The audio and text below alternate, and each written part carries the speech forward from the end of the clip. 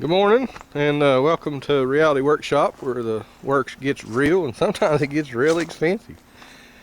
Today, I've had some people kind of question my shop building project, so I thought, well, I'll take a moment and give you an idea of how much dirt I've hauled with their Mr. Green Jeep. We call him Roy. There's the ramp. It's a pretty good pad. It's 38, 40 long, and I forgot what it is wide. But it didn't look like it'd be too bad, but it turned out to be a little bit much. So here I am down hill here, and you can see how much dirt I've hauled, one Jeep load at a time. And I'm about out of dirt. I'm cutting into the tree line now, trying to scavenge enough dirt up to finish my project here. And as you can see, if you can see that, I've got a collapsed spring. I'm gonna have to get that fixed.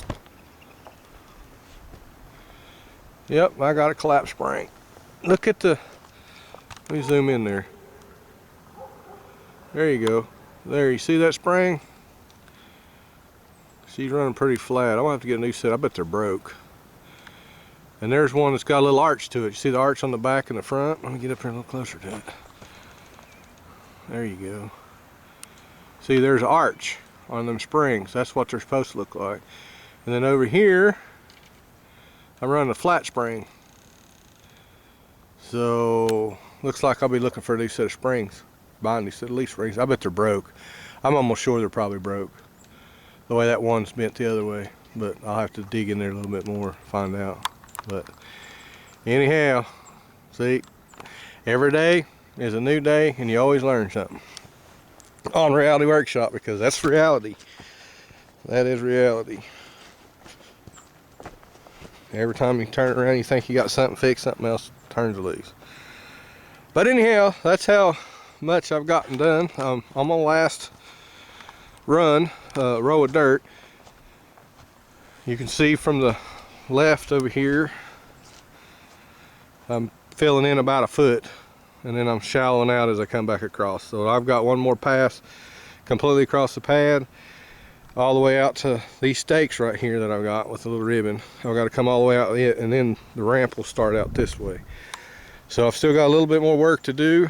This freezing and thawing doesn't help me none, because it pulls my dirt up, as you can see. So I got to wait until it thaws the pad out before I can throw more dirt on top of it, or I'll have like a little spongy effect, and it won't pack. But when I get done with this, I'll put gravel on it and let it set for another 6-7 months before I even think about putting a